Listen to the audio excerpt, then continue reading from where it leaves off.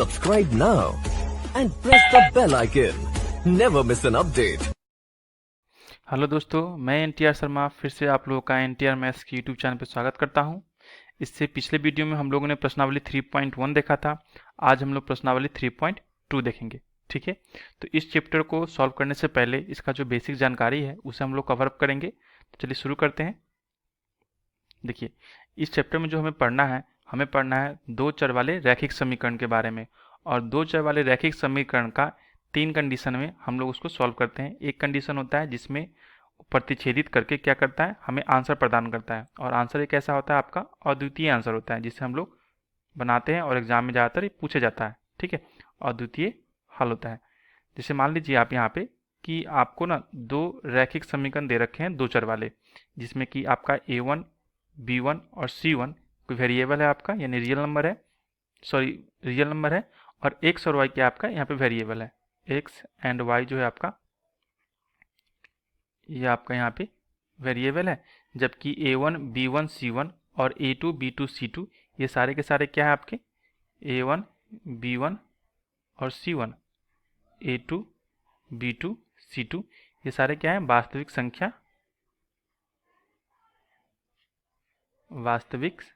संख्या, यानी कि आपका ये रियल नंबर है। ठीक है, अब देखते हैं यहाँ पे कि जब दो इक्वेशन आपको दे रखे होंगे और जब इसको सॉल्व कीजिएगा तो किस कंडीशन में आपका आंसर आएगा और किस कंडीशन में आपका आंसर नहीं आएगा।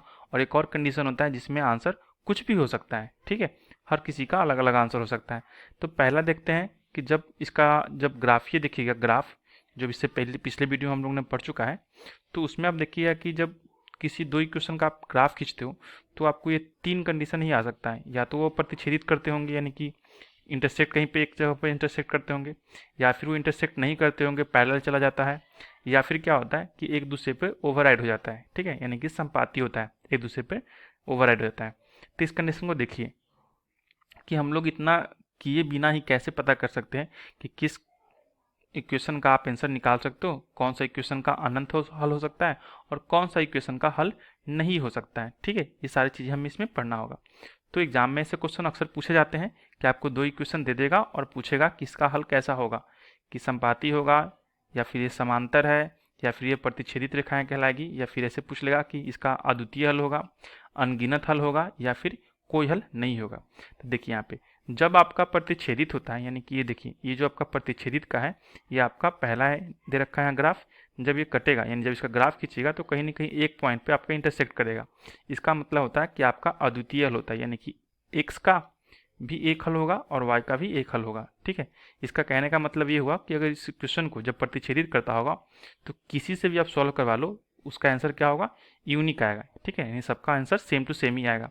अब संपाती क्या होता है, संपाती होता है आपका सी नंबर ग्राफ जो है आपका, ये आपका संपाती का ग्राफ है, संपाती का ग्राफ यानी कॉन्करेंट लाइन का ग्राफ है ये। इसमें क्या होता है आपका कि जब दो इक्वेशन दे रखे होते हैं, ठीक है, तो दोनों इक्वेशन जो होता है आपका एक ही लाइन पे प्रदर्शित होता है। चाहे जितना भी उसमें वैल्यू निकाल लो, सारे के सारे क्या होंगे, एक ही लाइन पे आएंगे। और इसका कंडीशन क्या होता है आपका a1/a2, b1/b2 और c1/c2। ठीक है, समांतर लाइन क्या होता है, समांतर में क्या होता है कि आपका एक लाइन अलग जाएगा और दूसरा लाइन क्या होगा, बिल्कुल अलग जाएगा। दोनों कभी एक दूसरे को टच नहीं करेगा। अगर टच किया ही नहीं तो आंसर मिलेगा ही नहीं। जब एक पॉइंट पे टच किया तो एक आंसर, जब इस पॉइंट पे पूरा का पूरा दूसरा लाइन ही ओवरराइडेड है तो पूरा का पूरा पॉइंट इसी पे होगा, यानी बहुत सारे आंसर निकल सकते हैं। इसलिए बोलते हैं हम लोग इसको अनंत हल इसमें आता है। और बी नंबर ऑप्शन में क्या था आपका, यहाँ पे समांतर वाला, यहाँ पे क्या है कि कभी टच किया ही नहीं, यानी इसके इसमें कोई आंसर आएगा नहीं। अब चलिए, अगर इसका जो रेशियो है, रेशियो की बात करें तो एग्जाम में डायरेक्टली पूछ लेता है आपसे कि प्रतिच्छेदित होने का, दो इक्वेशन दे देगा और पूछेगा कि प्रतिच्छेदित होने का बताइए कि क्या कंडीशन है, यानी कि a1/a2 और b1/b2 आपस में बराबर क्या होगा, नहीं होगा। अगर ये कंडीशन फुलफिल है तो आपका क्या होगा, प्रतिच्छेदित होगा। इसके बाद अगर देखो आप यहाँ पे, तो यहाँ पे बराबर हो भी सकता है और बराबर नहीं भी हो सकता है c1/c2 के, इसलिए हम लोग इसको लिखते भी नहीं है। ठीक है, बात का हमें मतलब नहीं है, हमें बस मतलब है a1/a2 not equal to b1/b2। अगर ऐसा कंडीशन आता है तो ये आपका होता है अद्वितीय हल का कंडीशन है। संपाती के लिए क्या है कि a1/a2, b1/b2 और c1/c2 आपस में सारे के सारे क्या होंगे, इक्वल होंगे, तो संपाती होगा, यानी इसमें अनंत हल होता है। इसमें क्या होता है आपका अनंत हल होता है। एग्जाम में से आपसे पूछ लेगा कि अनंत हल होने का शर्त क्या है, तो आपको ये चीज़ ऑप्शन 4 दे देगा और आप इसमें चूज कर लेना कि A1/A2 equal to B1/B2 equal to C1/C2। आपका थर्ड है आपका समांतर का, तो इसमें क्या होता है कि स्टार्टिंग के दो तो बराबर होंगे और लास्ट वाला इक्वल नॉट होगा, ठीक है। A1/A2 इक्वल नॉट B1/B2, ये सब आप देख लीजिएगा, ठीक है। आपको यही कंडीशन तीनों याद रखने हैं। जब स्टार्टिंग में नॉट इक्वल टू है तो आपका हल निकाला जा सकता है, और अंत में नॉट इक्वल टू है, स्टार्टिंग में इक्वल टू है तो आपको हल नहीं निकाल सकते, हल नहीं निकाला जा सकता है, निकाला जाएगा, ठीक है। और एक लास्ट है आपका, जब इक्वल टू हो तो इसमें अनंत हल होंगे। तो इस पे क्या होता है, सिर्फ ऑब्जेक्टिव क्वेश्चन ही बन सकते हैं, लघुत्तरीय या फिर दीर्घोत्तरीय क्वेश्चन नहीं बनाए जा सकते, जबकि इस दोनों पे लघुत्तरीय, दीर्घोत्तरीय, ऑब्जेक्टिव क्वेश्चन हम लोग बना सकते हैं, पेपर में पूछा जाता है, ठीक है। तो इन दोनों को अच्छे से पढ़ेंगे और ये आपका बस कंडीशन आपको याद रखना है, A1/A2 इक्वल टू B1/B2 और नॉट इक्वल टू C1/C2। चलिए कुछ और बातें हैं उसको भी जान लेते हैं हम लोग। ये देखिए आपका एक ग्राफ के द्वारा एग्जाम्पल उधर समझा रखे हैं यहाँ पे कि आपका रेखा युग्म है, यानी कि क्वेश्चन है आपका ऑनलाइन का। देखिए x1 माइनस y1, सॉरी यहाँ पे दे रखा है आपका x minus 2y equal to 0 और 3x plus 4y minus 20 equal to 0। ये आपका दो इक्वेशन है। तो इसमें देखिएगा कि आपका A1/A2 निकालिएगा तो x का जो गुणांक होता है वो आपका यहाँ पे 1 होगा और x का गुणांक क्या है आपका 3, तो 1/3 हो गया आपका। फिर से B1/B2 दैट मीन्स y का गुणांक जो हुआ आपका -2 और y का गुणांक यहाँ पे दूसरे इक्वेशन में 4 है, तो -2/4। और लास्ट में क्या है आपका सी पार्ट तो है नहीं, तो सी पार्ट हम इसको मान लेते हैं, यानी कि 0 और सी पार्ट यहाँ पे होगा -20, या फिर आप इधर ले आओगे तो +20, तो कोई फर्क नहीं पड़ता, आप यहाँ पे देख लीजिए सी पार्ट आप यहीं पे ले लीजिए, तो 0/-20। तो यहाँ पे देखिए आप, ये आपका क्या आ गया 0/-20। तो यहाँ पे देखिए आप कि A1/A2 और B1/B2 जो है आपका, ये दोनों आपस में बराबर है क्या, नहीं है बराबर। अगर इसको सॉल्व भी करते हो आप तो -1/2 आएगा, तो -1/2 1/3 आपस में बराबर नहीं है, यानी हम लोग लिख सकते हैं कि A1/A2 not equal to B1/B2। अगर ऐसा कुछ कंडीशन है तो हम लोग क्या कहते हैं कि प्रतिच्छेदित करती हुई रेखाएं हैं और इसका केवल एक हल होगा, और केवल एक हल को हम लोग बोलते हैं अद्वितीय हल होगा, ठीक है। एक दूसरी क्वेश्चन में देखिए आप यहाँ पे कि 2x plus 3y minus 9 equal to 0 और 4x plus 6y minus 18 equal to 0। तो यहाँ पे देखिए कि आपका x के गुणांक और यहाँ पे x का गुणांक यानी कि A1/A2 तो 2/4 हो जाएगा। यहाँ पे y का गुणांक B1 होता है, यहाँ पे y का गुणांक 6 होता है, मतलब B2 होता है, तो 3/6 ये भी आपका आ जाएगा, ये भी आपका आ जाएगा 9/18 माइनस का। तो यहाँ पे इसको सॉल्व कीजिएगा तो 1/2 हुआ ये वाला, यहाँ पे सॉल्व कीजिए तो ये भी आपका 1/2 हो जाएगा, यहाँ पे सॉल्व कीजिए माइनस माइनस कैंसिल, 9 का 18 गया, 1/2 हो जाएगा। तो 1/2 1/2 1/2 आपस में सारे के सारे इक्वल हैं, यानी कि A1/A2 B1/B2 और C1/C2 तीनों के तीनों क्या हो गए, इक्वल हो गए।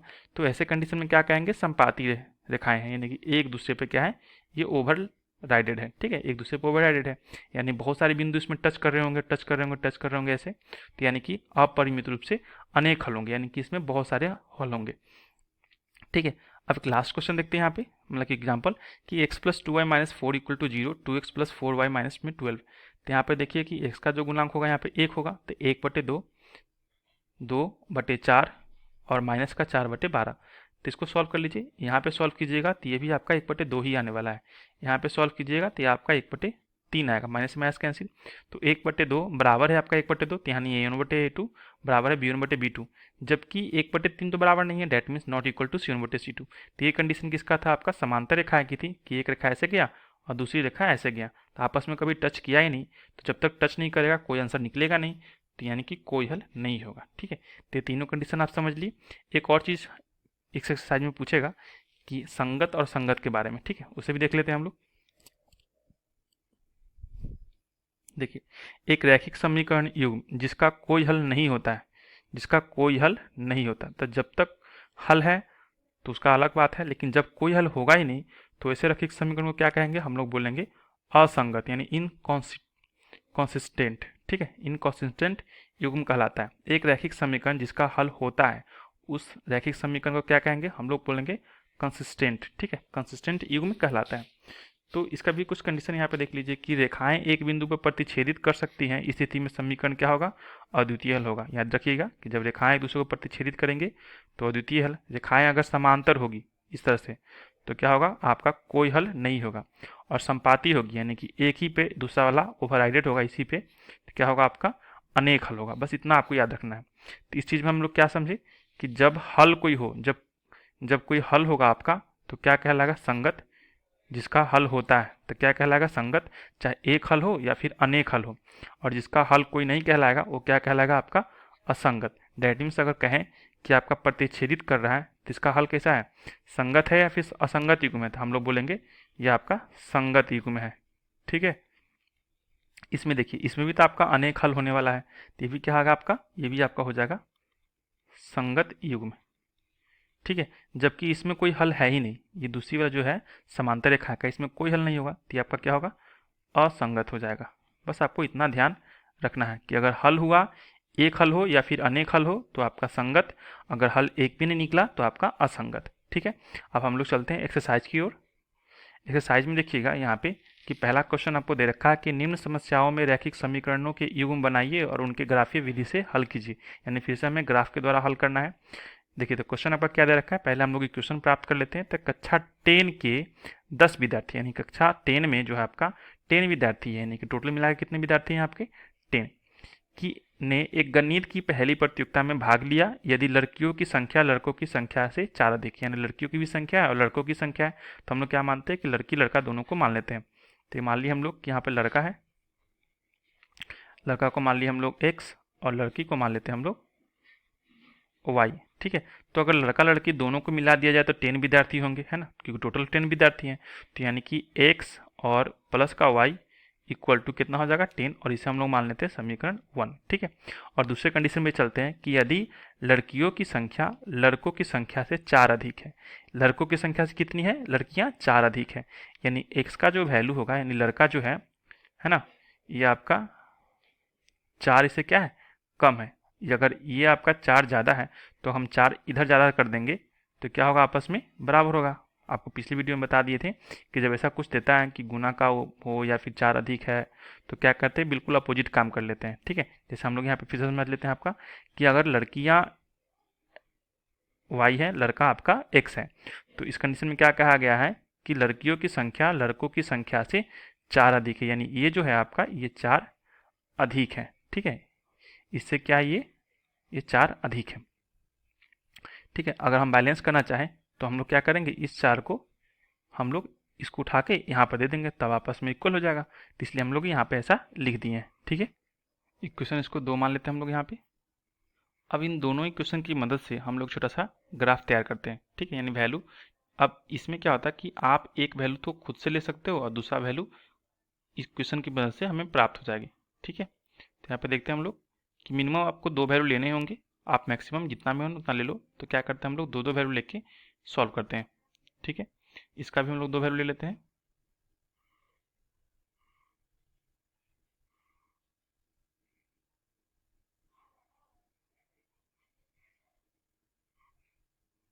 चलिए ये हो गया।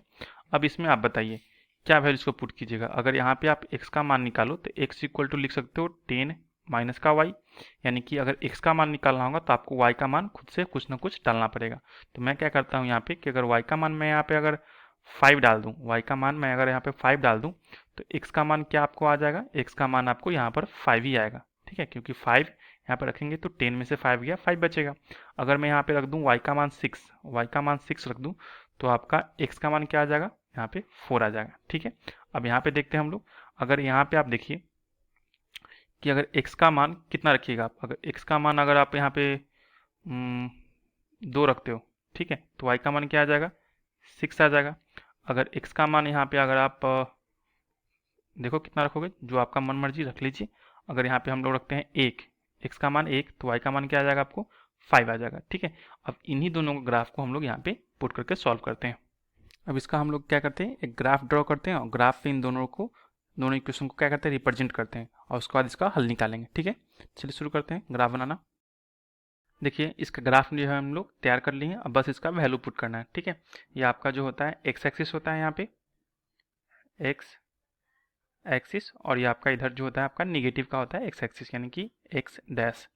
ये आपका नीचे का निगेटिव का वाई एक्सिस यानी कि वाई डैश, और ऊपर वाला प्लस का वाई यानी वाई डैश, सॉरी वाई। अब देखते हैं यहाँ पे कि आपका 5 और 5 पुट करना है फर्स्ट इक्वेशन के लिए। तो x का मान क्या है 5, तो x एक्सिस पे हम लोग 5 चलेंगे, तो 1 2 3 4 और ये 5 आ गया आपका यहाँ पे। y पे क्या है, y पे भी 5 है, तो यानी कि y का प्लस का मान, तो 1 2 3 4 5 हम लोग यहाँ भी चलेंगे। अब दोनों को ऊपर क्या करेंगे, एक परपेंडिकुलर लाइन खींच लेंगे ऐसे, ठीक है। और यहाँ भी आपका कुछ इस तरह से जाएगा, यहाँ पर डॉट डॉट करके हुए ये वाला लाइन आपको दिख रहा होगा। तो ये जो आपको इंटरसेक्ट पॉइंट है यही आपका 5,5 कहलाएगा। तो इसमें क्या करते हैं हम लोग, x को पहले लिखते हैं, y वाले मान को बाद में। अब देखिए x का 4 y का 6 है, तो x का 4 आपका यहाँ पे जाएगा, x का 4 आपको यहाँ पे गया, ठीक है, यहाँ पे ये 4 और y का 6, तो y का 6 यहाँ पे आपके यहाँ पे जाएगा। तो ये कुछ इस तरह से यहाँ पे आएगा और ये कुछ इस तरह से यहाँ ऊपर की तरफ कुछ यहाँ पे आके ऐसे होगा, ठीक है। तो ये आपका कौन सा पॉइंट गया, ये आपका गया 4,6, ठीक है। अब सेकेंड इक्वेशन के लिखते हैं। फिलहाल इसको क्या करते हैं हम लोग, इंटरसेक्ट कर लेते हैं, यानी मिला लेते हैं दोनों पॉइंट को। तो यहाँ पे जब आप इसको मिलाइएगा तो कुछ आपको यहाँ पे इस तरह से मिलते हुए आगे की तरफ जाएगा, ठीक है। अब चलिए, अब दूसरे लाइन का इक्वेशन खींचते हैं हम, दूसरे इक्वेशन का लाइन खींचते हैं। तो आपका x का मान 2 है, y का मान 6 है। तो x का मान 2, डैट मीन्स ये आपका कुछ यहाँ पे आएगा, x का मान 2 और y का मान 6, तो ये आपका यहाँ पे डैट, यानी कि ये यहाँ पे आपका गया। तो अब क्या आ गया आपका 2,6। दूसरा देखते हैं, x का मान 1, तो x का मान आपका 1 यहाँ पे है और y का मान क्या है 5 है, तो y का मान 5 यहाँ पे। तो ये कुछ इस तरह से यहाँ पे आएगा और ये आपका पॉइंट होगा क्या 1,5। अब इन दोनों लाइन को इंटरसेक्ट करते हैं। इन दो लाइन को जब कीजिएगा तो देखते हैं कहाँ पे जाता है ये लाइनिंग, ये कुछ यहाँ पे आया ना ऐसे। तो देखिए ये इंटरसेक्ट कहाँ किया, इंटरसेक्ट किया आपका बिल्कुल इस पॉइंट पे। तो इस पॉइंट पे जब इंटरसेक्ट किया है तो यहाँ से क्या कीजिए, एक परपेंडिकुलर लाइन खींच लीजिए। तो जहाँ पे जाकर गिरेगा, यानी कि ये गिरा आपका y पे 7, यानी कि y का मान क्या हो जाएगा आपका 7, और नीचे की तरफ जब ड्रॉप कीजिएगा x एक्सिस के ऊपर, तो x एक्सिस पे गिरेगा ये आपका 3 पे, that means x equal to 3, और यही आपका आंसर आएगा।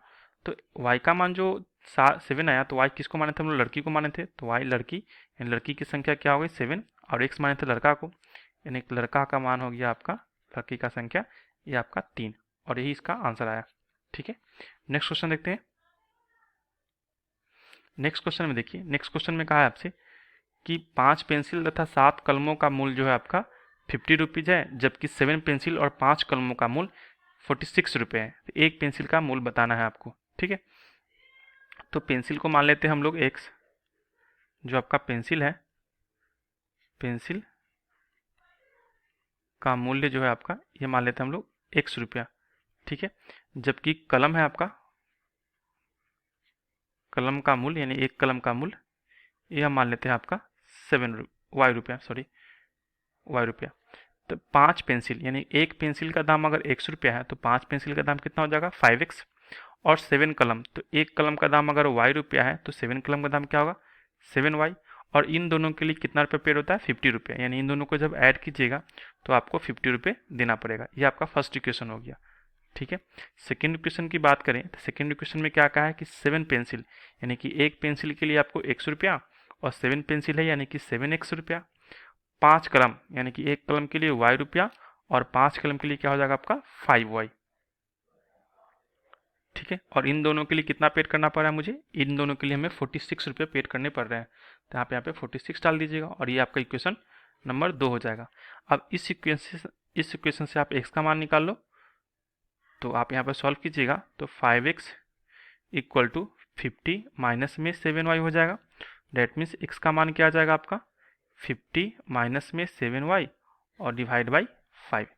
और यहाँ पे देखिए जब इसको सॉल्व कीजिएगा तो यहाँ पे आपके लिए आएगा ये आपका 7x इक्वल टू 46 माइनस का 5y, और यहाँ पे x इक्वल टू आ जाएगा 46 माइनस का 5y और डिवाइड में आपका 7, ठीक है। अब इन दोनों के लिए हम लोग टेबल बना लेते हैं कि कौन कौन सा वैल्यू इसमें फीड करेंगे, ठीक है। तो यहाँ पर टेबल ड्रॉ करते हैं आपका। मिनिमम आपको 2 वैल्यू तो लेने ही होंगे, तो एक्स और वाई, और एक इसके लिए भी टेबल ड्रॉ कर लेते हैं। तब तक आप सोचिए कि कौन कौन सा वैल्यू इसमें डालिएगा, एक्स और वाई। ठीक है, अब चलिए इसमें वैल्यू डालना स्टार्ट कीजिए। अगर y का मान अगर 5 डालते हो, y का मान क्या डालते हो आप, यहाँ पे 5 फिट करते हो। यहाँ पे y का मान अगर आपने यहाँ पे 5 रखा तो आपका कितना हो जाएगा, 7 पचे 35, 50 में से 35 क्या बचेगा, क्या 15, और 15 को अगर 5 से डिवाइड लगाएंगे तो आपका आ जाएगा यहाँ पे 3। ठीक है, ये तो आपका आ गया। अब दूसरे कंडीशन में देखते हैं कि अगर y का मान अगर आपने यहाँ पे रख दिया 10, 10 कुछ ज़्यादा होगा, कुछ कम लिखिए, नहीं तो 10 ही रखेंगे।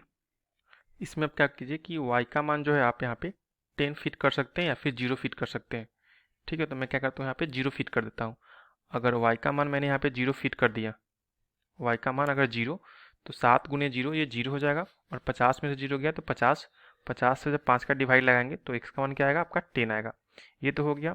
अब उसी प्रकार जब आप इसमें फिट कीजिएगा तो आप यहाँ पे देखिए, अगर y का मान अगर आपने यहाँ पे 5 रखा तो 5 गुने 5 क्या होगा आपका 25, 46 में से अगर 25 सब्ट्रैक्ट करते हो तो आपके पास बचेगा 21 यानी 21, 21/7 ये आपका आ जाएगा 3। तो y के मान जब आप 5 रखे तो x का मान क्या आ गया आपके पास, 3 आ गया। ठीक है, अब देखिए, अब y का मान अगर आपने 0 रखा, यहाँ पे 0 फीड किया तो 5 गुने 0 ये तो पूरा पूरा 0 हो जाएगा, 46 में से 0 गया, 46 ही बचेगा, और 46 में अगर आप 7 से डिवाइड लगाते हो, 46 में जगह अगर आप 7 से डिवाइड लगाते हो ये आपका 6 जाएगा, 42, ये आपका 4 और 0, तो यहाँ पे पॉइंट समथिंग 5 के प्लस आएगा, 5 समथिंग है। ये मान सकते हैं हम 6.5 से थोड़ा सा ज़्यादा, 35, और आपका फिर से 5 फिर से 7, तो लगभग 6.57 है। तो जब आप 0 फिट किए तो x का मान क्या है आपका निकल के, ये आपका है 6.5, अप्रॉक्स मान लेते हैं 6.5। ठीक है, अब इसके लिए हम लोग क्या करते हैं, एक ग्राफ ड्रॉ करते हैं और वहाँ पे इसको रिप्रेजेंट करते हैं।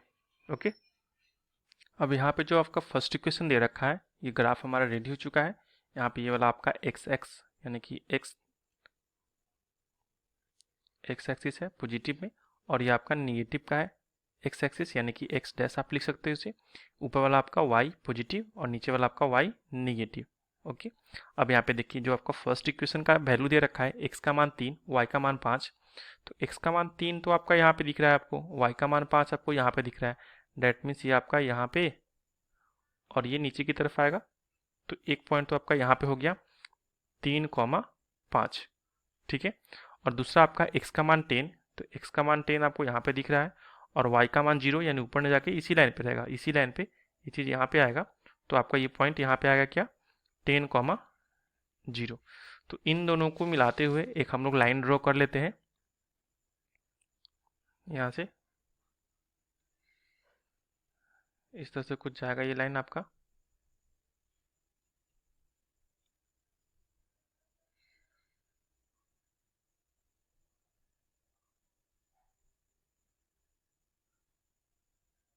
ठीक है, अब चलिए दूसरी लाइन का हम लोग इक्वेशन यहाँ कोऑर्डिनेट सेट करते हैं। ये आपका x का मान 3 है, तो x का मान 3 आपका फिर से यहाँ पे आ जाएगा, x का मान 3, और y का मान क्या है आपका 5 है, तो y का मान फिर से यहाँ पे 5, तो डेट मीन्स ये कोऑर्डिनेट भी क्या होगा आपका यहीं पे आएगा, तो आप यहाँ पर लिख सकते हो 3,5 दूसरे इक्वेशन के लिए है आपका। ठीक है, ये दूसरे इक्वेशन के लिए, और आपका सेकेंड है आपका x का मान 6.5, तो x का मान 6.5 आपका यहाँ पे आएगा, और y का मान 0, डेट मीन्स ये कोऑर्डिनेट यहीं पे रहेगा। अब इन दोनों को मिलाते हुए एक और लाइन हम लोग ड्रॉ करते हैं, तो यहाँ पे देखिएगा इसका शायद ऐसे जाएगा।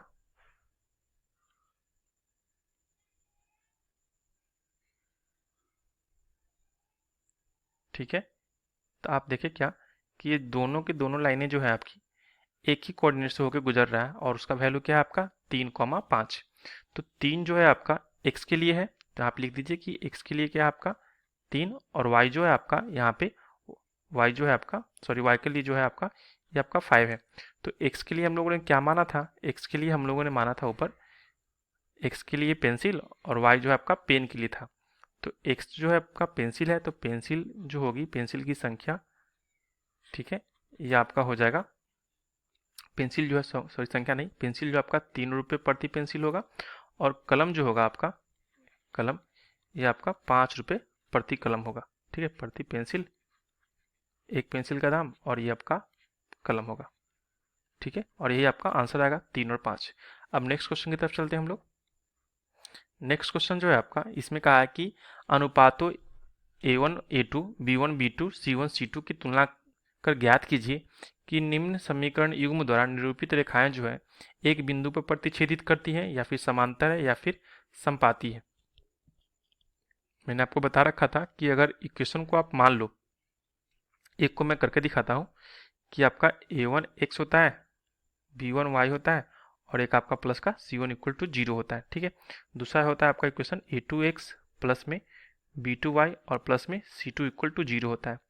तो इस कंडीशन में क्या होता है कि अगर A1 बटे A2 को आप देखोगे यहाँ पे मैच करके, तो x का जो गुणांक होता है आपका A1 होता है, यानी कि यहाँ पे आप देखो तो A1 के लिए आप लिख सकते हो 5, B1 के लिए लिख सकते हो आप -4, और C1 के लिए होता है प्लस का 8 हो जाएगा। और इसी प्रकार सेकेंड इक्वेशन में आप देखिएगा तो सेकेंड इक्वेशन के लिए आपका A1 का आ जाएगा यहाँ पे 7, B1 का आ जाएगा यहाँ पे आपका 6, और C1 के लिए आ जाएगा आपका -9। यहाँ पे आप देख लिए। अब हमें क्या कहा है कि अगर इन दोनों का अगर रेशियो निकालेंगे, अनुपात निकालेंगे, तो क्या आएगा। अगर इन दोनों का आप रेशियो निकालो,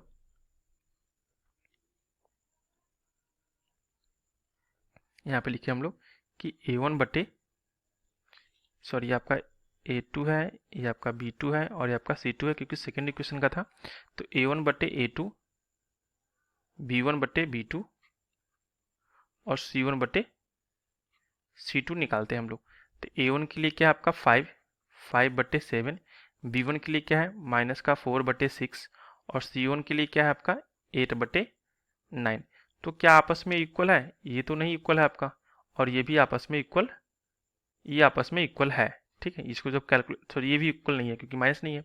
तो आपने देखा क्या कि A1 बटे A2 not equal to B1 बटे B2, और बाकी का इक्वल रहे या फिर नहीं रहे, क्योंकि जब पहला इक्वेशन में आपका जब A1 बटे A2 not equal to B1 बटे B2 हो जाता है, तो ये आपका जो है अद्वितीय हल देता है। क्या देता है आपका? अद्वितीय हल। अद्वितीय का मतलब होता है कि एक, ठीक ना, एक हल प्रदान करेगा, ठीक है। तो ये आपका आंसर हुआ। उसी प्रकार सेकंड क्वेश्चन की तरफ चले हम लोग। तो सेकंड क्वेश्चन में देखिए, अगर आप A1 का मान निकालना चाहो तो आप 9 लिख सकते हो, B1 के लिए आप 3 लिख सकते हो, और C1 के लिए आप 12 लिख सकते हो, ठीक है। और A2 के लिए क्या लिखिएगा? A2 जो होता है आपका सेकंड इक्वेशन के लिए x का गुणक होता है, तो A2 के लिए 18, B2 के लिए 6, और C2 के लिए ये आपका हो जाएगा 12, ठीक है। तो आप अगर A1 बटे A2, B1 बटे B2 और एक और आपका है C1 बटे C2 दिखाओ, तो A1 का मान क्या होगा आपका 9 बटे 18, B1 बटे B2 के लिए क्या हो जाएगा, ये आपका 3 बटे 6, और C1 बटे C2 के लिए 12 बटे 24। तो जब यहाँ पे आप इसको सॉल्व कीजिएगा तो ये आपका 1/2, ये भी आपका 1/2, और ये भी आपका 1/2 ही आएगा। डैट मीन्स ये सारे के सारे क्या होंगे? इक्वल होंगे, यानी ये भी आपका क्या होगा? इक्वल होगा। अगर ये इक्वल है तो ऐसा किस कंडीशन में होता है? जब आपका अनेक हल हो, जब आपका क्या हो? अनेक हल हो, अपरिमित रूप से अनेक हल हो। शायद आपको याद होगा, मैं आपको फिर से दिखा देता हूँ। देखिए ये क्वेश्चन जो मैंने आपको दिखाया था कि जब A1 बटे A2 not equal to B1 बटे B2 होता है तो केवल एक हल होता है, यानी अद्वितीय हल है। जब तीनों बराबर होता है आपस में, A1 बटे A2, B1 बटे B2 और C1 बटे C2, तो संपाती रेखाएं कहलाती है और अपरिमित रूप से अनेक हल होता है। और स्टार्टिंग का A1 बटे A2 इक्वल टू B1 बटे B2 और लास्ट का बराबर नहीं होता है C1 बटे C2 के, तो उस टाइम में कोई हल नहीं होता है, ठीक है। तो चलिए वापिस अपने क्वेश्चन पे चलते हैं। तो आप ये समझ गए होंगे कि जब ये दोनों, ये सारे के सारे क्या है आपके 1/2 बराबर होंगे 1/2, और बराबर है आपका 1/2, सारे के सारे बराबर हैं, तो बराबर है तो क्या होंगे? अनेक हल होंगे, ठीक है, यानी इनफाइनाइट सॉल्यूशन होगा इसका।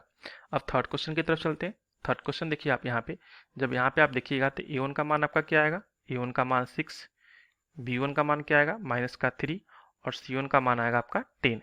और इसी प्रकार जब A2 का मान निकालिएगा तो A2 का मान आएगा 2, B2 का मान आएगा आपका -1, और C2 का मान आएगा 9। तो यहाँ पे देखिए, यहाँ पे आप A2 लिख लीजिए, ये आपका A2 गया, फिर से B1 बटे B2, और लास्ट में आपका C1 बटे C2 जाएगा, ठीक है। तो A1 का मान क्या है आपका? यहाँ पे 6 है, तो 6/2, -3, तो यहाँ पे -3 बाई में -1, और लास्ट में आपका यहाँ पे 10 बटे 9 है। ठीक है, तो यहाँ पे देखिए आपका माइनस से माइनस कैंसिल होकर 3/1 आएगा। यहाँ पर इन दोनों को कैंसिल कीजिएगा तो ये भी आपका 3/1 आएगा। डेट मीन्स ये 3/1 और 3/1 तो आपस में इक्वल होंगे, जबकि ये 10/9 नॉट इक्वल है। तो यहाँ पे जब आप इसको देखिएगा तो A1/A2 इक्वल टू ये भी हो जाएगा साइन, और ये आपका नॉट इक्वल टू होता है। तो ये जो आपका रेशियो का सिंबल है ये आपका किस कंडीशन में आता है कि A1/A2 not equal to equal to B1/B2 और नॉट इक्वल टू C1/C2, ये आता है आपका जब कोई हल नहीं होता है। ठीक है,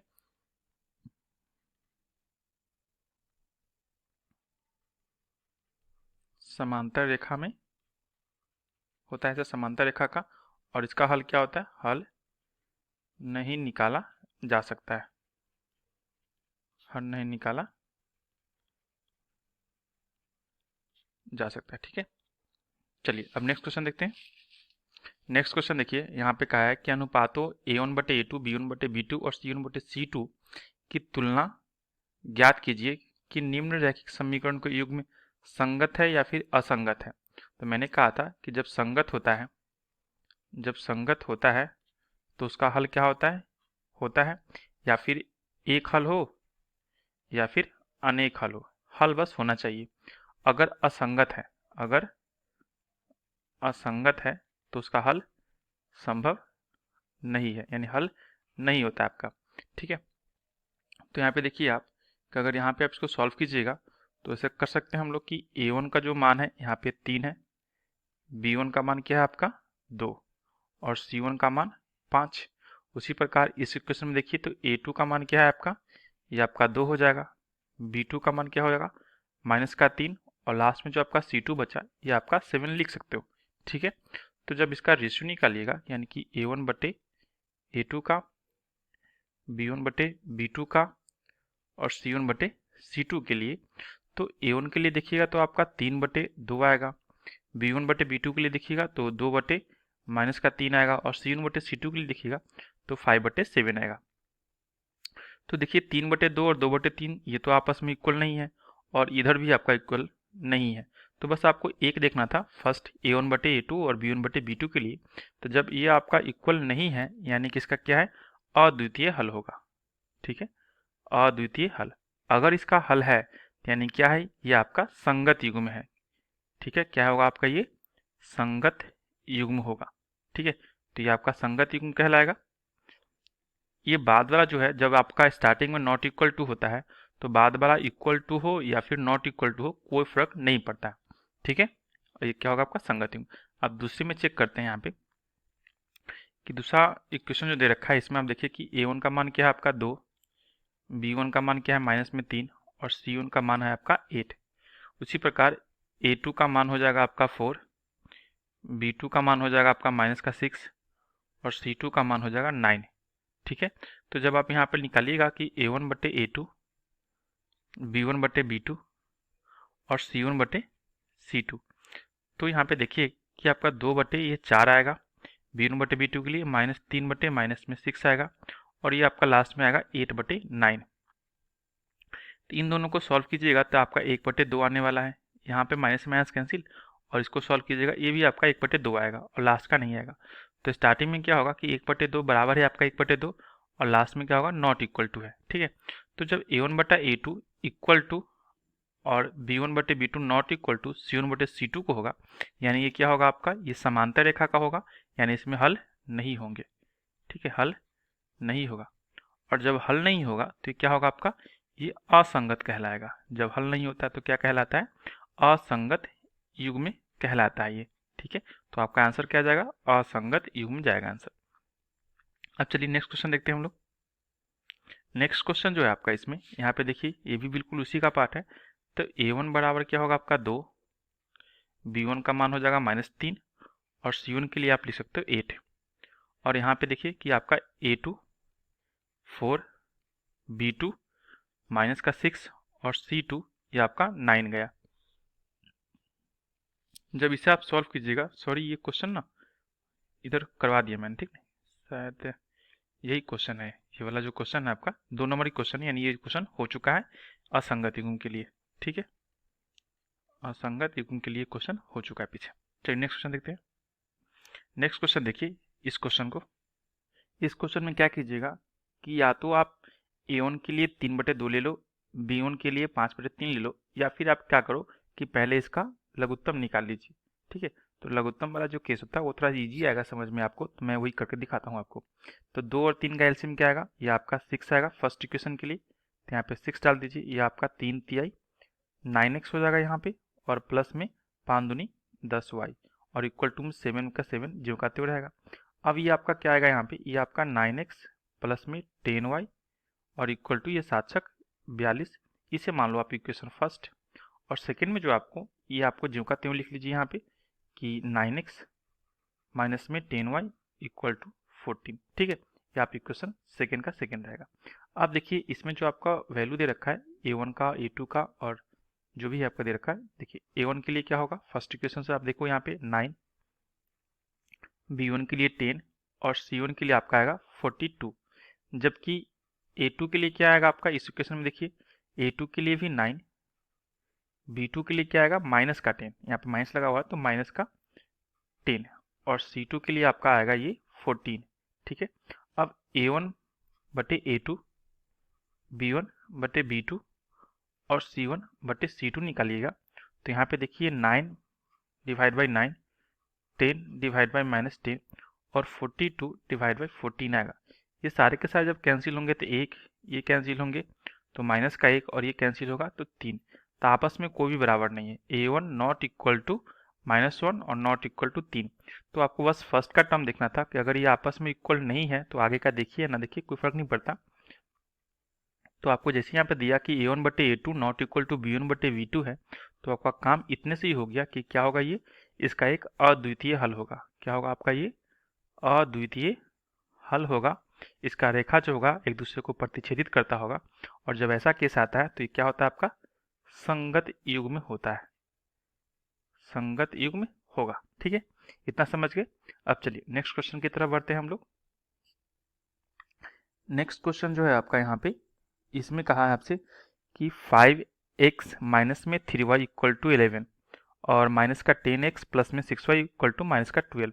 तो यहाँ पे देखिए आपका क्या क्या होगा, ये आपका A1 के लिए एक फर्स्ट इक्वेशन से ये आपका है, तो यहाँ पे मान लीजिए 5 और ये आपका B1 माइनस का 3 और C1 11। ठीक है, तो सेकेंड इक्वेशन के लिए इसके लिए देखिए क्या होगा, ये आपका हो जाएगा यहाँ पे A2 माइनस का 10, B2 प्लस का 6 और C2 ये आपका हो जाएगा माइनस का 22। तो जब A1/A2,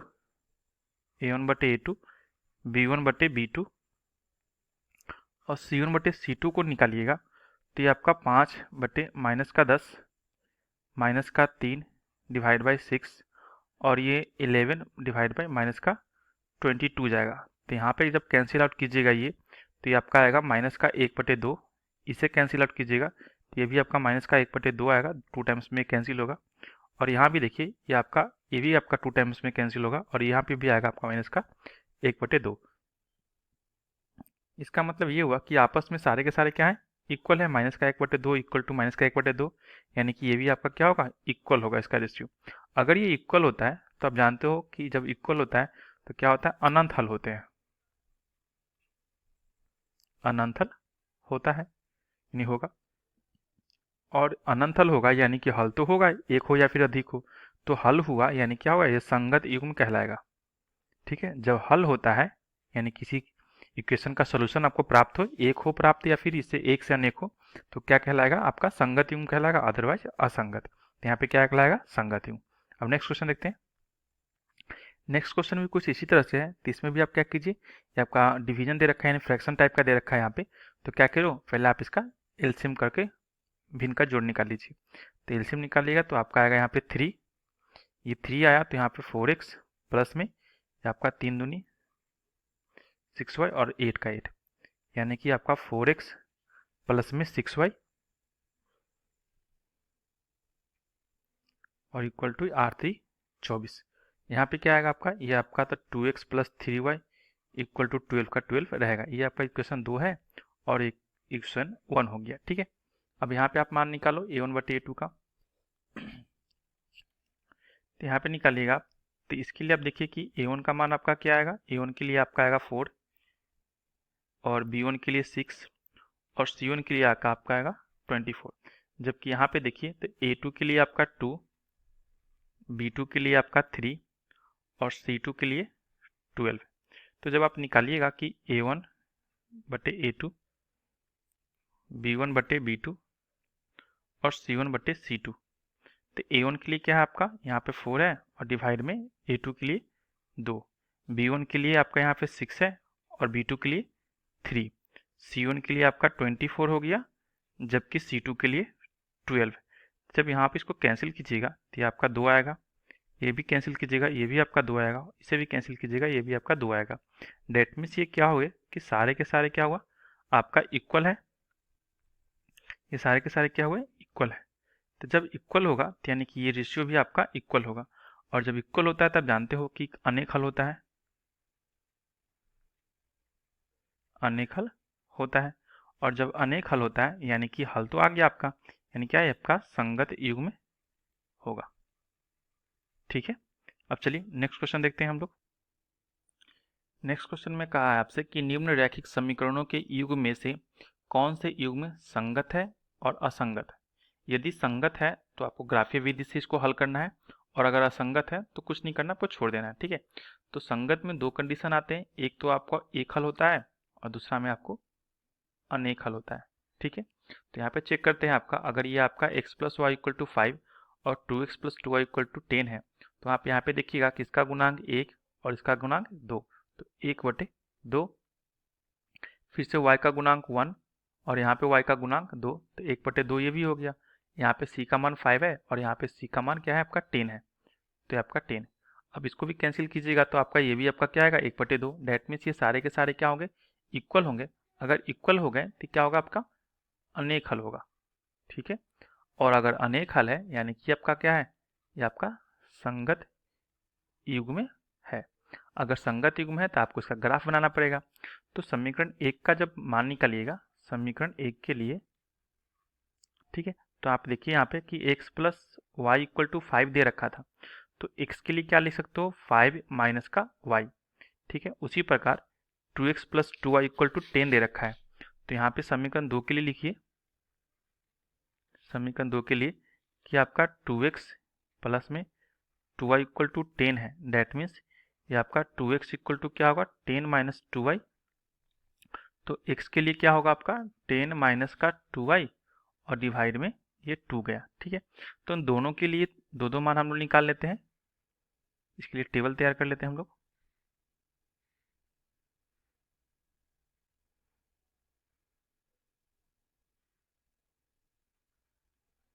और एक इसके लिए टेबल तैयार कर लेते हैं हम लोग यहाँ।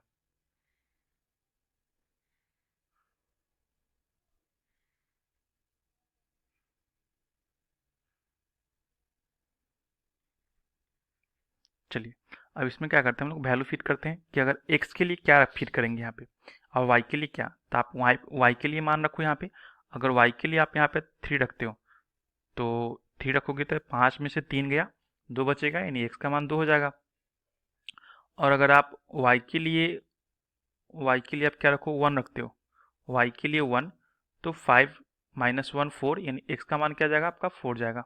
उसी प्रकार यहाँ पे फिट कीजिए, अगर y के लिए आप यहाँ पे रखोगे 2, ठीक है, 2 नहीं कुछ और मान ले लेते हैं हम लोग, यहाँ पे ले लेते हैं हम y के लिए, हाँ चलिए 2 लेते हैं। y के लिए अगर आप 2 रखते हो यहाँ पे तो 2 दूनी 4, 10 में से 4 गया 6 बचेगा, और 6 डिवाइडेड बाई 2 कीजिएगा तो आपका यहाँ पे x के लिए 3 आ जाएगा।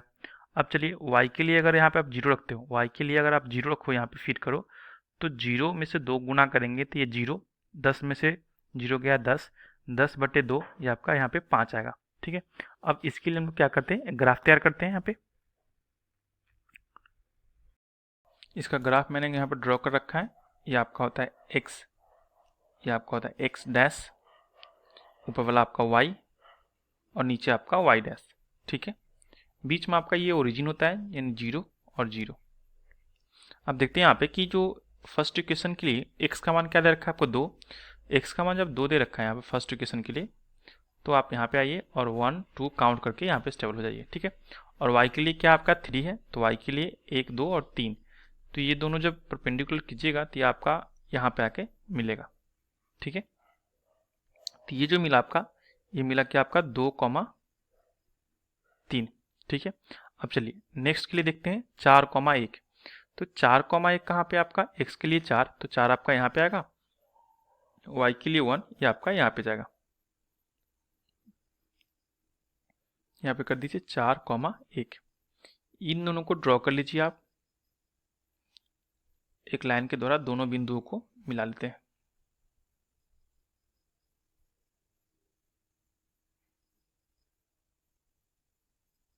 चलिए ठीक है, अब चलते हैं।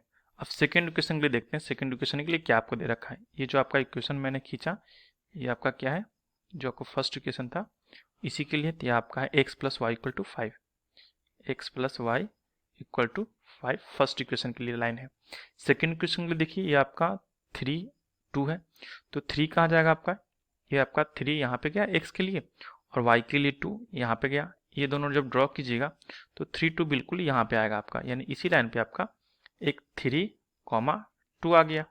अब 5,0 देखिए, तो 5,0 कहाँ आएगा, x के लिए 5 तो आपका यहाँ पे, और y के लिए 0 बिल्कुल इसी पे आएगा। तो यानी ये जो आपका यहाँ पे इस लाइन पे आया, ये आपका क्या आया 5,0, यानी दोनों इक्वेशन के लिए ये लाइन बिल्कुल परफेक्ट है। और ये जो आपका लाइन था, इस इक्वेशन का नाम क्या था, सेकेंड इक्वेशन का 2x + 2y = 10 था। ये आपका 2x + 2y और = 10, यानी इक्वेशन 1 और 2 के लिए एक ही ग्राफ का एक ही लाइन पे सारे बिंदु आ गए। ठीक है, अब चलिए नेक्स्ट क्वेश्चन देखते हैं हम लोग।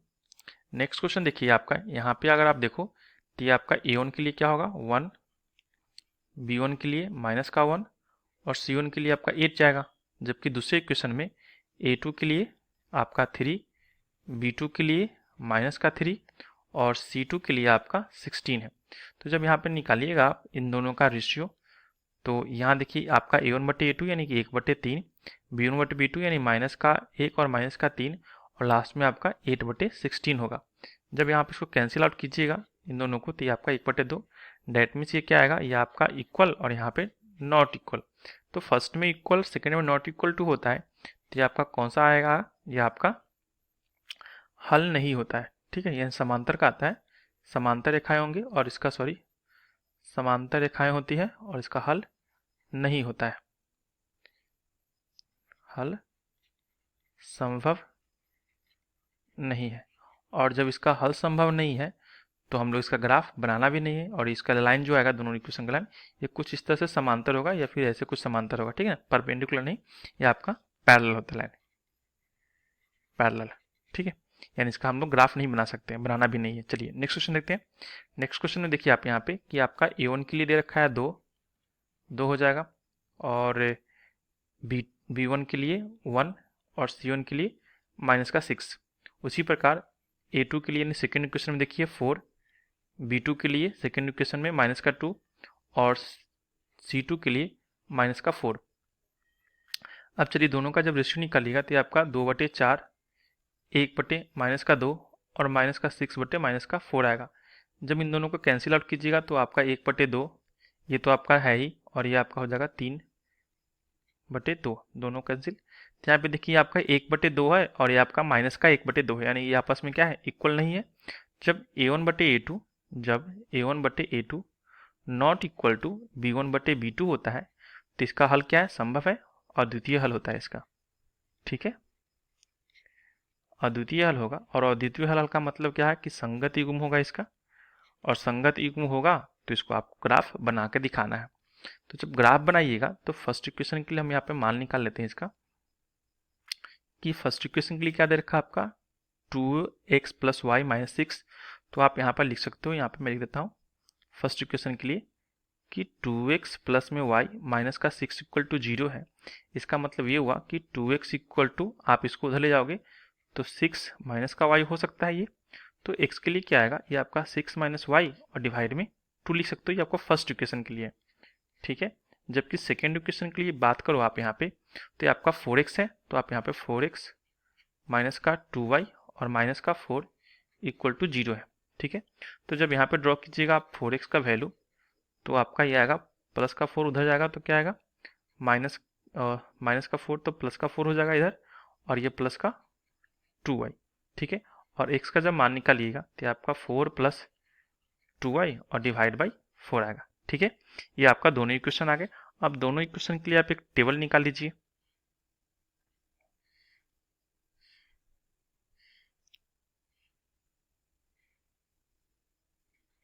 एक्स और वाई इसमें डाल दीजिए और सेकंड के लिए भी एक टेबल निकाल लीजिए आप यहाँ पे।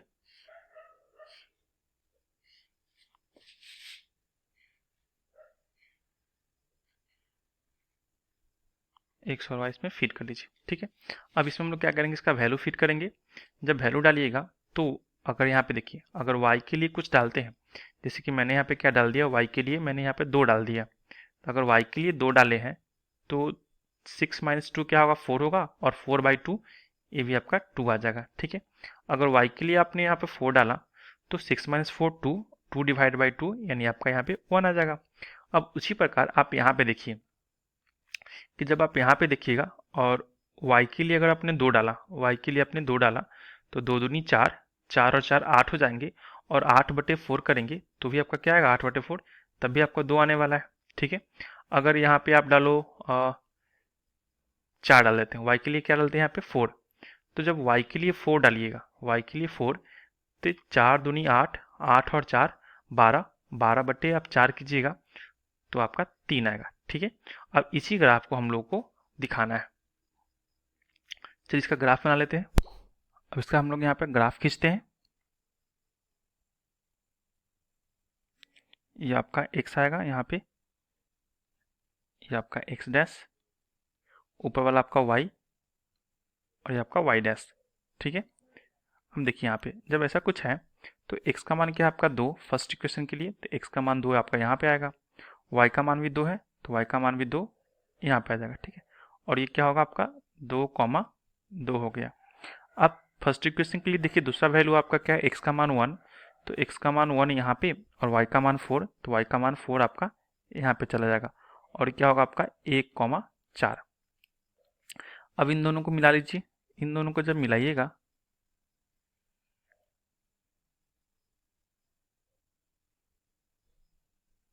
कुछ इस तरह से आकर मिलेगा आपका,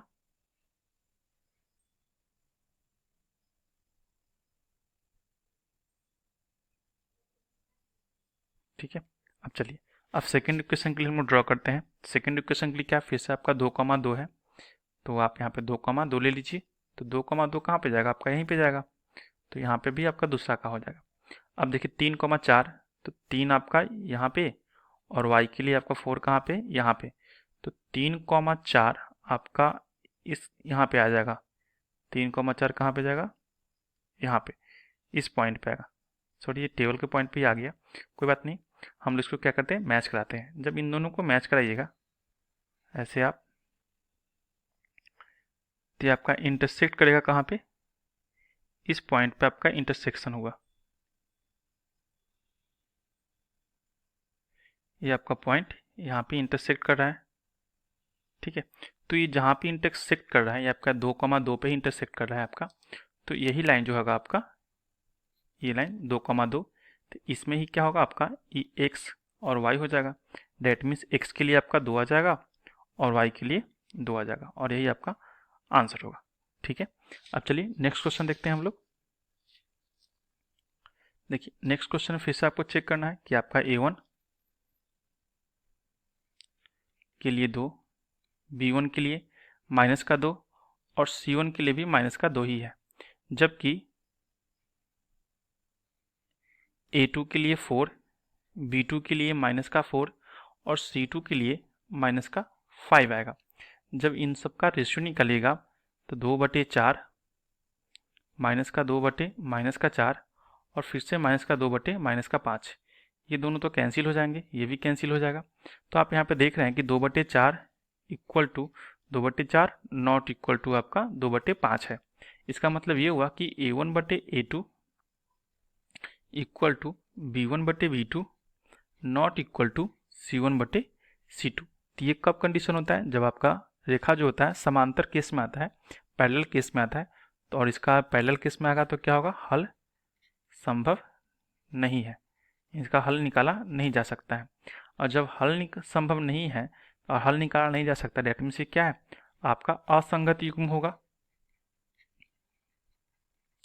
असंगत युग्म है, और असंगत युग्म होता है तो इसका हम लोग ग्राफ नहीं बनाना है मुझे। ठीक है, तो चलिए नेक्स्ट क्वेश्चन देखते हैं हम लोग, इसका ग्राफ नहीं बनेगा। नेक्स्ट क्वेश्चन में कहा है कि एक आयताकार बाग जिसकी लंबाई चौड़ाई से 4 मीटर अधिक है का अर्ध परिमाप 36 दे रखा है और बाग की विमायक ज्ञात करने, डायमेंशन हमें निकालना है गार्डन का। तो क्या करते हैं, एक रेक्टेंगल हम लोग ड्रॉ कर लेते हैं यहाँ पे समझने के लिए। देखिए आपका ये रेक्टेंगल है, यानी कि ये गार्डन आपका हो गया, यही ये आपका गार्डन है यानी कि बाग। ये आपका ऊपर लेंथ यानी लंबाई हो जाएगा और साइड वाला आपका ब्रीथ यानी कि चौड़ाई हो गया। ठीक है, अर्ध परिमाप क्या होता है, देखिए अगर ये आपका ए पॉइंट है, ये आपका बी पॉइंट है, ये आपका यहाँ पे सी पॉइंट और ये आपका डी पॉइंट है। ठीक है, तो ए से लेके बी और बी से लेके सी, सी से लेके डी और डी से लेके वापिस आपका ए, यानी कि पूरा अगर चारों कॉर्नर को जोड़ दिया जाए, चारों जो डायमेंशन है आपका इस सबको जोड़ दिया जाए, तब ये होता है आपका परिमाप यानी पेरीमीटर। ठीक है, और अर्ध बोला है यानी कि आधा करना, तो आधा का मतलब क्या हुआ कि ए से लेके बी तक और बी से लेके वापिस आपका सी तक, यानी कि ए से लेके बी तक का लेंथ क्या होगा, मैं लिख देता हूँ यहाँ पे कि अर्ध परिमाप जो होगा आपका यहाँ पे अर्ध परिमाप ये क्या होगा आपका ए से लेके बी तक और बी से लेके वापिस सी तक, यानी कि ए बी का मान ए, एल और बी, यानी एल प्लस बी जो होगा आपका अर्ध परिमाप होगा। ठीक है, तो यहाँ पे दे रखा क्या, अर्ध परिमाप का मान दे रखा है आपको 36। तो मैं यहाँ लिखता हूँ कि अर्ध परिमाप जो दिया हुआ है आपका, अर्ध परिमाप ये आपको दे रखा है 36, और अर्ध परिमाप का मतलब क्या होगा कि L plus B equal to दे रखा है आपको 36। इसे आप इक्वेशन 1 मान लीजिए। ठीक है, दूसरे कंडीशन में क्या दिया है कि लंबाई जो है आपका चौड़ाई से 4 अधिक है, यानी लेंथ जो है आपका यहाँ पे मैं लिख देता हूँ कि आपका जो लेंथ है, लेंथ जो है आपका एल, ये बी से क्या है, ये 4 अधिक है, तो जब बी से जब ये 4 अधिक है तो मैं इधर अगर 4 दे दूँ तो आपस में इक्वल हो जाएगा। डेट मीन्स ये इक्वेशन तो आपको यहाँ पे एक बन जाएगा। अब इन्हीं दोनों इक्वेशन को मुझे सॉल्व करना है, इसे हम लोग मान लेते हैं इक्वेशन 2। अगर आप देखेंगे कि एल का मान समीकरण 1 में रखिएगा, यानी कि एल का जो मान है आपका, तो यहाँ पे पुट कर दीजिए इक्वेशन 1 में। तो यहाँ लिख दीजिए हम लोग कि एल का मान, एल का जो वैल्यू है मान समीकरण 1 में रखने पर। ठीक है, तो समीकरण 1 क्या दे रखा था आपका, L plus B equal to 36, तो एल की जगह पर क्या जाएगा आपका जाएगा बी प्लस 4, तो एल की जगह पर लिखिए बी प्लस 4 और पहले बाद का क्या आपका बी, तो यहाँ पे भी बी और इक्वल टू 36। ठीक है इतना। अब इसके आगे क्या होगा सॉल्व करेंगे तो देखिए,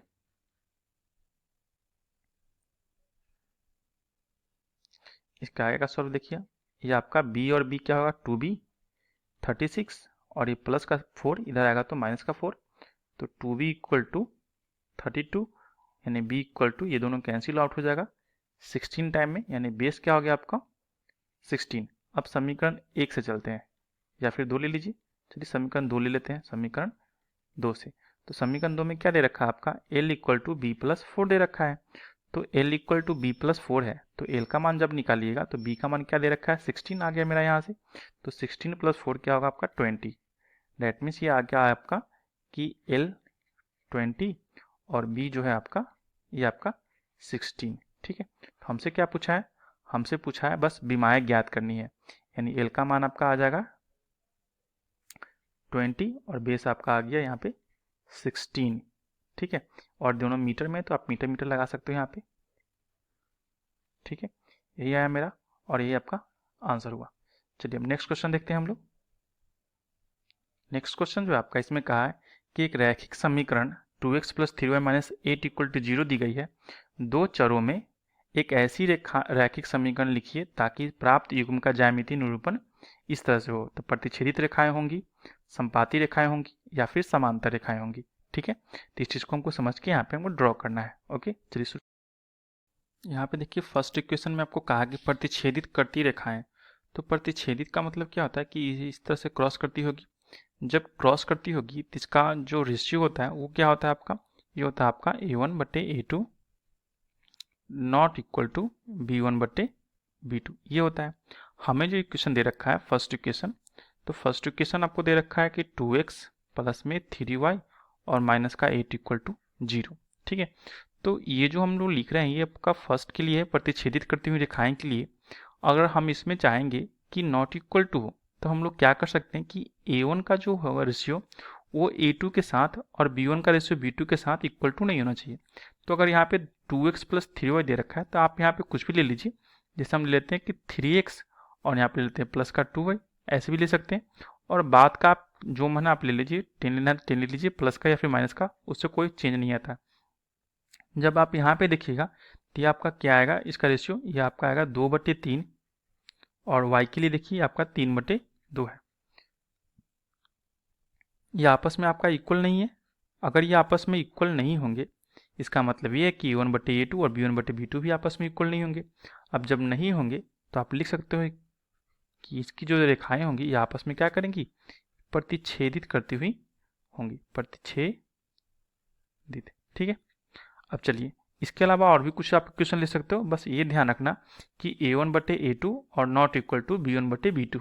अगर यहाँ पे चाहो आप तो 4 और यहाँ पे 5 भी ले सकते हो, माइनस का 2 और माइनस का यहाँ पे 4 ले सकते हो, कुछ भी ले लीजिए, बस A1 का A2 के साथ और B1 का B2 के साथ इक्वेशन इक्वल, रेशियो इक्वल नहीं होना चाहिए। ठीक है, अब चलिए समांतर के लिए। तो समांतर के लिए आपको पता है, सेकेंड इक्वेशन की बात करें समांतर, तो समांतर कब होता है आपका कि A1/A2 इक्वल टू होता है आपका B1/B2। ठीक है, और नॉट इक्वल टू होता है आपका C1/C2। जब ऐसा कुछ हो तो आपको पहला इक्वेशन तो दे रखा है, क्या दे रखा है, कब 2x प्लस में 3y और माइनस का 8 दे रखा है इक्वल टू 0। तो आपको क्या दिखाना कि A1/A2 ये आपका इक्वल होना चाहिए।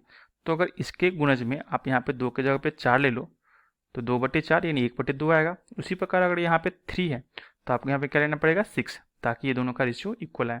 तो 3y और साइन भी बिल्कुल सेम होना चाहिए और बाकी इक्वल ना हो, बाकी इक्वल ना हो, यहाँ पे अगर 8 दे रखा है तो 8 के गुणज में 16 मत लीजिएगा, 16 छोड़ के यानी कि 16 छोड़ के आप जो मैंने 16 ले सकते हैं, आपका सही आंसर होगा। तो मैं क्या करता हूँ, मैं यहाँ का प्लस का 8 ले लेता हूँ। ठीक है, प्लस का 8 या फिर कुछ भी, तो प्लस का 8 इक्वल टू 0 कीजिएगा तो आप यहाँ पे मैच कीजिए कि आपका 2/4 3/6 और आपका माइनस का 8/8 आ गया। जब इसको कैंसिल कीजिएगा, यहाँ पे देखिए ये फिर से 3 और 6 कैंसिल होगा, ये भी आपका 2 बार में, ये भी आपका 2 बार में, ये कैंसिल होगा लेकिन एक बार में ही। तो डेट मीन्स यहाँ पे क्या आ गया आपका कि 1/2, यहाँ भी 1/2 और ये आपका क्या आ गया माइनस का 1/1। तो ये तो आपका इक्वल है जबकि ये इक्वल नहीं है। तो इस कंडीशन में क्या होगा आपका कि समांतर रेखाएं होंगी। अब जो आपका थर्ड बचता है, थर्ड में क्या है आपका, थर्ड में है आपका संपाती रेखा होने के लिए। तो संपाती के लिए क्या करना होता है आपको पता है कि संपाती में क्या होता है कि एक दूसरे पर ओवरलैप होता है, तो उसमें क्या होता है अनंत हल होते हैं। तो A1/A2 B1/B2 और C1/C2। तो जब अनंत हल होते हैं तो उसमें क्या होता है आपका तीनों कंडीशन जो होता है, तीनों रेशियो ये आपस में बराबर होते हैं। तो फर्स्ट का दे रखा है हमें कि 2x प्लस में 3y माइनस का 8 इक्वल टू 0। फिर से आपका 4x प्लस में, सॉरी, हमें अगर यहाँ पे देखिए अगर रेशियो बराबर करना है तो आपको क्या करना है, अगर 2 है तो 2 का गुणज जो है सो ले लीजिए। अगर 2 का गुणज आप यहाँ पे 4 लेते हो तो यहाँ भी क्या करना है 3 का सेकेंड टाइम लेना पड़ेगा 2 से गुना करके। इसमें भी क्या करना पड़ेगा 2 से गुना करना पड़ेगा। अगर इसमें आप 3 से गुना करके सब में करते हो तो आपको इसमें भी 3 करना पड़ेगा।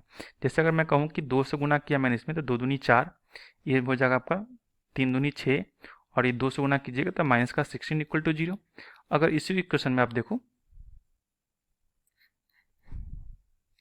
अगर इसी क्वेश्चन की बात करें कोई और एग्जांपल समझने के लिए, तो 2x प्लस 3y माइनस का 8 दे रखा था। अगर आप चाहो तो इसमें 3 से गुना करोगे तो ये 3 दूनी 6x आ जाएगा, ये 3 तिहाई 9y आ जाएगा और ये माइनस का 8×3 24 आ जाएगा। ठीक है, और इक्वल टू 0। तो ये भी आपस में क्या है, जब इसका रेशियो निकालिएगा, यहाँ पे अगर रेशियो निकाले तो 2/4 3/6 और माइनस का 8/16। जब इस सबको कैंसिल कीजिएगा तो सारे के सारे क्या आएंगे 1/2 1/2 के रूप में आ जाएंगे आपके। ठीक है, जब 1/2 आएंगे तो आपस में इक्वल होगा सब। जब इक्वल होगा तो आपका क्या कहलाएगा, ये आपका कहलाएगा संपाती रेखा। जब यहाँ भी चेक कर लो आप, जब इन दोनों को कैंसिल कीजिएगा कि 2/6 3/9 माइनस का 8/24 माइनस में तो सबको कैंसिल कीजिए, ये भी आपका 3 बार में गया, ये भी आपका 3 बार में गया, ये भी आपका 3 बार में गया, यानी आपस में इसका भी रेशियो क्या है, आपका इक्वल है। तो आप समझ गए होगे, आप बहुत सारे एग्जाम्पल ले सकते हो। ठीक है, मैंने आपको ये समझा दिया, यानी कि ये जो होगा आपका, या तो ये आंसर ले लीजिए या फिर ये आंसर ले लीजिए, दोनों आपका सही है। ठीक है, चलिए नेक्स्ट क्वेश्चन देखते हैं। इस क्वेश्चन में देखिए कि समीकरण x minus Y plus 1 equal to 0 और 3x प्लस 2y माइनस में 12 इक्वल टू 0 का ग्राफ खींचना है हमें। अब x अक्ष और इन रेखाओं से बने त्रिभुज के शीर्ष के निर्देशांक ज्ञात कीजिए और त्रिभुज पटल को छायांकित कीजिए, यानी जो शेप बनेगा उसे हमें क्या करना है, छायांकित कर देना है। ठीक है, ड्राइंग कर देना है। अब देखिए जो पहला इक्वेशन दे रखा है उसमें दे रखा है आपको कि x minus Y plus 1 equal to 0 और सेकेंड इक्वेशन आपको यहाँ पे दे रखा है कि 3x प्लस में 2y माइनस में 12 इक्वल टू 0। तो फर्स्ट इक्वेशन से हम लोग इसका एक टेबल ड्रॉ करने के लिए मान निकालते हैं कि x इक्वल टू आप क्या लिख सकते हो, x इक्वल टू आप लिखते हो कि y और ये माइनस का 1 कर सकते हो, प्लस का y और माइनस का 1। ठीक है, ये तो आपका आ गया। अब इसमें कीजिएगा आप, तो आपको 3x इक्वल टू 12 और ये प्लस का जो 2y है ये इधर जाएगा, तो आपका माइनस का 2y में कन्वर्ट हो जाएगा। और x के लिए क्या निकलेगा, ये आपका 12 माइनस में 2y और डिवाइड में ये आपका 3 गया। तो इसके लिए भी टेबल निकालना होगा आपको, इसके लिए भी टेबल निकालना होगा। तो दोनों के लिए एक टेबल ड्रॉ करते हैं हम लोग यहाँ पे।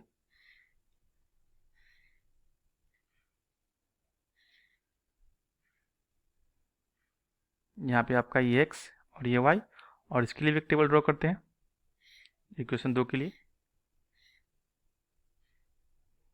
ये आपका x और y, ये भी आपका यहाँ पे गया। ठीक है, ये आपका इक्वेशन फर्स्ट था और ये आपका इक्वेशन सेकेंड है। ठीक है, अब इन दोनों के लिए जो हम लोग मान रखेंगे, ये हम लोग क्या रख सकते हैं,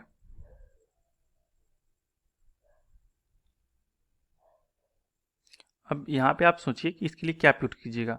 अगर आप यहाँ पे रखो 2, अगर y के जगह पे आपने 2 पुट किया, अगर y के जगह पे आपने यहाँ पे 2 पुट किया, तो 2 माइनस 1 क्या आएगा आपका, x का मान भी 1 आएगा। अगर y के जगह पे आप यहाँ पे 3 पुट करोगे, तो 3 माइनस 1, तो x का मान क्या आएगा, ये आपका 2 आ जाएगा। अब ये तो आपका फर्स्ट इक्वेशन के लिए हो गया। अब सेकेंड इक्वेशन की बात करें तो यहाँ पे देखिए कि अगर y का मान, अगर यहाँ पे आप 3 पुट करते हो, ठीक है, y का मान अगर 3 पुट करते हो, तो 3 दूनी 6, 12 में से 6 गया, 6 ही बचेगा, और 6/3 कीजिएगा तो आपका यहाँ पे 2 आएगा। ठीक है, अगर y के जगह पे आपने यहाँ पे 0 पुट किया, तो y के जगह पे जब 0 पुट कीजिएगा तो 2 गुने 0, ये आपको पूरा 0, 12 में से 0 गया 12, और 12/3 कीजिएगा तो आपका 4 आ जाएगा। अब इन्हीं दोनों को, दो जो टेबल आया, इसको क्या करते हैं हम लोग, ग्राफ पे रिप्रेजेंट करते हैं। ठीक है, ये आपका हो गया x, ये आपका x डैश, यहाँ पे आपका y, और ये आपका y डैश। ठीक है, अब इसमें हम लोग फर्स्ट इक्वेशन के लिए वैल्यू पुट करेंगे, तो x का मान 1, तो x का मान आपका कहाँ पे जाएगा, 1 आपका यहाँ पे आ गया। ठीक है, 1, और y का मान 2, तो y का मान 2 यहाँ पे, यानी ये जो आपका पॉइंट आएगा ये इसके लिए आएगा। यहाँ पे लिख दीजिए आप कि 1,2। दूसरा क्या आपका 2, 3 है, x का मान 2, तो x का मान 2 आपका यहाँ पे, और y का मान 3, यानी ये आपका यहाँ पे जाएगा। इसे आप लिख दो 2,3, और इसे क्या कीजिए, आप ड्रॉ कर लीजिए। जब ड्रॉ कीजिएगा, यानी कि दोनों पॉइंट को जब मिलाइएगा, तो आपको समथिंग कुछ इस तरह से आपको मिलता हुआ प्रतीत होगा।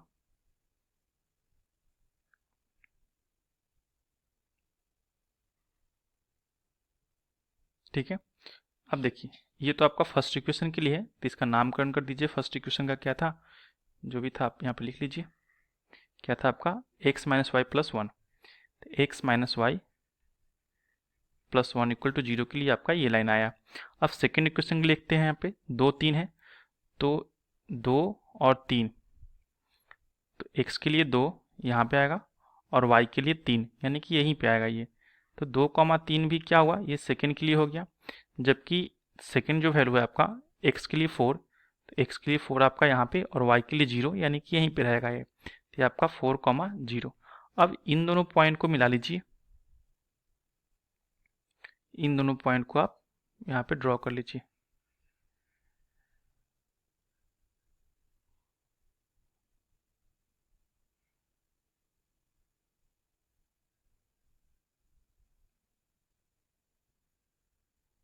और एक इसे भी थोड़ा ड्रॉ कर लेते हैं,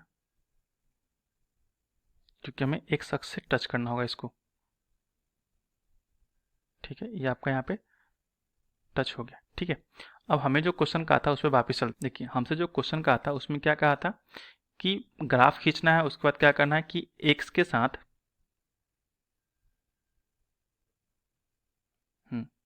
ग्राफ खींचना है और एक्स अक्ष और इन रेखाओं से बने त्रिभुज के शीर्ष के निर्देशांक ज्ञात कीजिए। तो त्रिभुज का जो शीर्ष है, तो शीर्ष आपका क्या हुआ, यहाँ पे जो हुआ, तो ये आपका त्रिभुज का शीर्ष हुआ।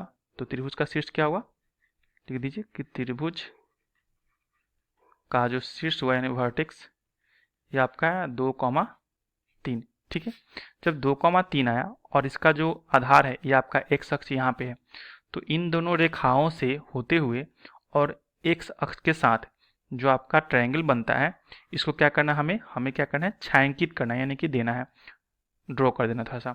तो आप देखिए, जब इसको ड्रॉ कीजिएगा तो आपका ये पार्ट ड्रॉ होगा, एक्स अक्ष के साथ ये पार्ट गया, और ये जो आपका दूसरा लाइन के साथ ये, और ये आपका एक्स। ठीक है, तो यही पार्ट आपका यहाँ पे ड्राइंग होगा, इसे आप ड्रॉ कर सकते हो ऐसे। ठीक है, आप पेंसिल से कर लेना वहाँ पे। ठीक है, और ये जो ड्राइंग पार्ट आएगा यही आपका आंसर होगा, इसे बस ड्रॉ करके आपको दिखाना था। ओके, और इसी के साथ जो हमारा आज का क्वेश्चन है यहीं पे समाप्त होता है। नेक्स्ट चैप्टर जो है हम सेकेंड वीडियो में कवर करेंगे। ठीक है, तब तक के लिए बने रहिए। Thank you and take care. धन्यवाद।